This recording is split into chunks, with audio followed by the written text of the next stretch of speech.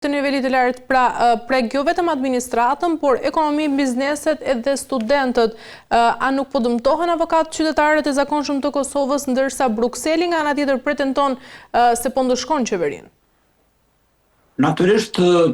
pasojat janë të mëdha.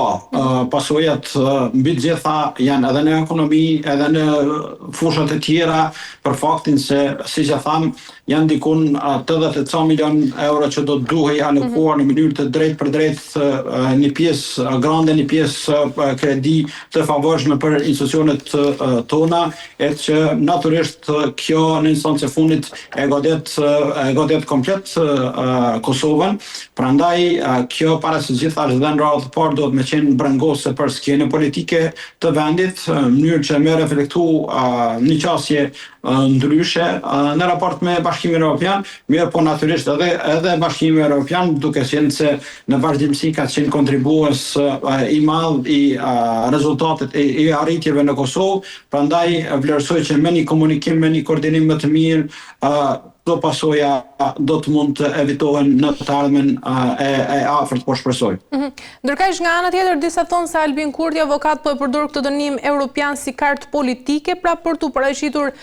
udhëheqësi që nuk i nënshtrohet Brukselit. A është kjo një pjesë e strategjisë së Albin Kurtit për të forcuar nga njëra anë imazhin e të pavarurit, apo thjesht është një lojë e rrezikshme tashmë që ka prekur gjithë Kosovën? Shiko, liderët shtetëror, udhëheqësit e vendit, para së gjitha është dhe në radhë të parë, duhet të bëjnë atë që i duhet vendit, i duhet popullit, jo atë që ka në fakt i pëlqen popullit, sepse në instancë e fundit ata duhet me pas një politik, një qasje më vizionare, më largpamëse në raport me thekë veçantë me partnerët siç është rasti me Kosovën. Prandaj një qasje e tillë është e gabuar se vërtet është e tillë, e ndonjëherë duke qenë se diskursi lë hapësirë për me kuptuar që pikërisht kjo është qasje. Prandaj vlerësoj që sa më parë që të kuptohet një qasje e tillë është mirë që të shmangat, në mënyrë që liderët të vendit të bëjnë jo vetëm çka i pëlqen popullit, mirë po çka në fakt edhe i duhet popullit, e në këtë drejtim koordinimi me aleatët, me partnerët tanë strategjik, me ata që e kanë mbështetur Kosovën edhe në çlirim, edhe në pavarësim, edhe në shtetëndërtim, është esenciale dhe shumë e rëndësishme për të ecur tutje përpara si shtet dhe shoqëri. Në fakt, avokat, në çdo takim mesazhi i Bashkimit Evropian ka qenë i qartë, pra zbusni tensionet, zbusni tonet, ulni tensionet dhe bashkëpunoni me Serbinë. A mos ndoshta këto masa janë një mesazh i qartë për Kosovën se duhet të nënshtrohet tashmë dialogut? Vendi ynë duhet me pas parasysh faktin që ka marrë detyrime ndërkombëtare, ka marrë zotime ndërkombëtare, të cilat natyrisht herët ose vonë duhet me i jetësu. E në këtë drejtim, dialogu, fqinësia mirë është parakusht për të ecur tutje në raport me hapat drejt integrimit në strukturat euroatlantike, të cilat natyrisht që është dhe duhet me qenë synim i yni si shtet. Prandaj vlerësoj që një qasje e tillë e Bashkimit Evropian nuk është vetëm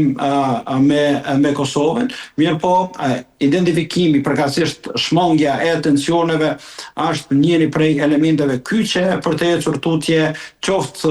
për Prishtinën, qoftë për Beogradin, dhe sa më parë që të kuptohet me thekë veçantë nga fqimi ynë verior një qasje e tillë, vlerësoj që do të jetë në të mirën e të dyja vendeve, por edhe të rajonit, sepse një qasje e tillë duhet me ndodhë herët ose vonë. E qartë. Mirë, avokat, pyetja e fundit për ta mbyllur, ndërkaq ashtu si dëgjojmë dhe në një ser, shoqëria civile i ka dërguar letrën e saj pra Bashkimit Evropian, por nga ana tjetër kemi një përgjigje e cila mungon, ndërkohë Kosova mbetet në përjetje sigurisht pra me fondet e ngrira dhe takimet e pezulluara. A do ta lejojë Bashkimi Evropian pra që kjo ngrirje të zgjas përfundimisht, apo po pret nga ana tjetër ndonjë sinjal politik për të hequr këto masa? Me sa kemi pa para ca kohësh, njëra prej kërkesave mbase ata e vetme ka qenë që të themelohen sa më parë institucionet në mënyrë që të zhbllokohen këto fonde. Prandaj unë besoj që një qasje e tillë do të vazhdoj dhe pres që fillimisht themelohen institucionet, qoftë para zgjedhjeve, po rezulton që të jetë vështirë e arritshme, mirë po besoj që në pjesën e parë të vitit të ardhshëm do të mund të kemi zhbllokim nën supozimin që të kemi reflektim nga skena politike vendore në drejtim të themelimit të institucioneve të reja sa më parë që të jetë e mundur. E qartë. Mirë, avokat, kemi arritur në fund, ju falenderoj për informacionet, kënaqësi. Grazie për Faleminderit. Mirë, ishim me avokatin Ardian Bayraktari, ku ndalëm tek masat e Bashkimit Evropian ndaj Kosovës dhe ndalëm edhe tek mosformimi i qeverisë nga ana e Albin Kurtit. Ne do ta mbyllim këtu të pjesë parë, dhe më pas do të rikthehemi tek pjesa e dytë për të ndalur tek gjeopolitika.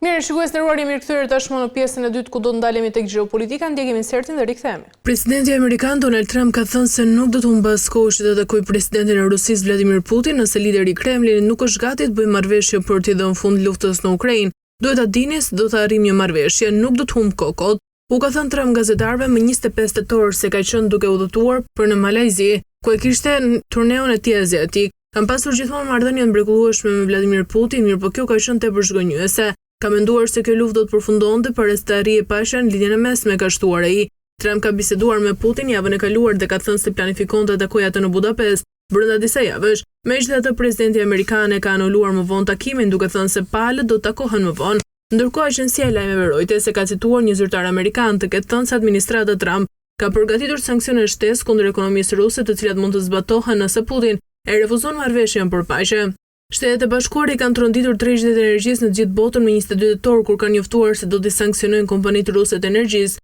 Rosneft dhe Lukoil, të cilat besohet se përmes eksporteve të naftës e financojnë luftën e Rusisë në Ukrainë. Mirë, kemi ndjekur insertin dhe sot për diskutuar mbi këto zhvillime dhe të tjera kam të ftuar mikun e këtij emisioni, zotin Blerim Canaj. Zoti Canaj, ju përshëndes. Shëndetje. Kënaqësi të jeni me mua sot. Zoti Canaj, do doja ta nisja me insertin që dëgjuam së bashku ku deklarata e presidentit amerikan Donald Trump se nuk do të humbas kohë kot me presidentin rus Vladimir Putin, duket tashmë si një sinjal i qartë për se marrëdhëniet mes të dy liderëve po ftohen, dhe ndërkaq Trump po përpiqet edhe të shfaqet si njeriu që vendos kushte, jo si ai që i pranon ata. Pyetja është, a do ta pranoj Putini këtë lloj force që po ndodh tashmë? Po t'ju them të drejtën, tani duhet të i shohim edhe interesat e të dyja palëve, për shkak se tani ka disa vite më që në Ukrainë po zhvillohet një luftë dhe nuk e besoj që Putin do të dali ashtu falas nga ajo luftë, për shkak se megjithatë ai e shef veten si dikush duhet të dalë dhe të paraqitet pastaj si fituesi i luftës, sepse paramendon jo një situatë ku Putin e përfundon luftën mirë, po nuk përfiton asgjë nga këto betejë. Po flas për Donbasin, po flas për Krimen, por jo vetëm. Tashti, në anën tjetër ne kemi një situatë goxha interesante në këto farë ndryshime gjeopolitike, për shkak se në këtë shekull apo mirë të them në këtë milenium, po e shohim që nuk bëhen luftrat vetëm për territore, por bëhen luftrat më shumë për avans teknologjik, për rrugë ekonomike e tjera, por jo patjetër që të ketë zgjerime në territore. Por në këtë rast Rusisë për shembull i konvenon në qoftë se zgjerohet territorialisht, duke e ditur që Ukrainën vështirë se do ta ketë aleat sikur që ka për shembull Serbinë në Ballkan, atëherë duhet patjetër që të marrë diçka nga territori i saj, në mënyrë që edhe të ketë një qasje në det, por ta tregoj sepse e ka përfunduar luftën. Në anën tjetër kemi një Donald Trump i cili natyrisht që dëshiron që të tregoj që Amerika nuk e ka humbur forcën të cilën e ka pasur edhe më herët. Atë forcën vendose, apo më mirë të them gardiani jo vetëm në territoret të caktuara, por në botë. Ne po e shohim ndikimin e Shteteve të Bashkuara të Amerikës, për shembull te konflikti Palestinë-Izrael. Dhe natyrisht që në këtë rast duhet, por nuk është vetëm këto çështje, natyrisht që ka prapa kësaj ka edhe interesin ekonomik, jo vetëm gjithmonë për shkak se interesi gjeopolitik ndërlidhet tani më me interesin ekonomik, por betejat për shembull bëhen edhe sikur rasti i Kinës, që e bën një farë lufte të butë, ashtu të them, me diplomaci e tjera, mirë po,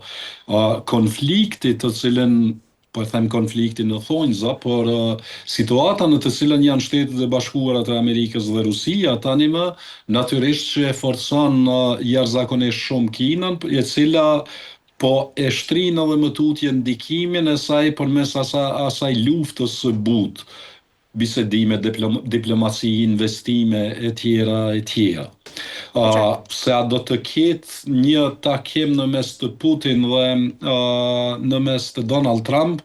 t'ju them të drejtën, tani po duket që është goxha larg një takim i tillë, për shkak se për të arritur një takim duhet të ketë edhe një koncept se çka do të arrihet në këtë takim. Dhe në anën tjetër e kemi edhe një farforme një kërcënim nga ana e Donald Trump për shkak se kemi parë që i ka premtuar raketa Tomahawk Zelenskit, dhe si duket në këtë rast Putini vetëm dëshiron të thotë ok, po e provojmë prapë. A do të shkojë dhe të egërsohet lufta? Mendoj që do të jenë të kujdesshëm për shkak se nuk do të ketë pastaj kosto vetëm për territoret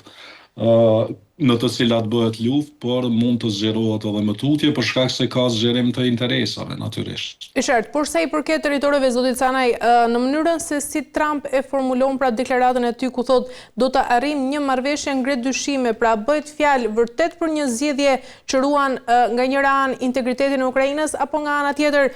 një ndarje territoriale që favorizon këtu vetëm presidentin rus? Tani, në qoftë se ne presim që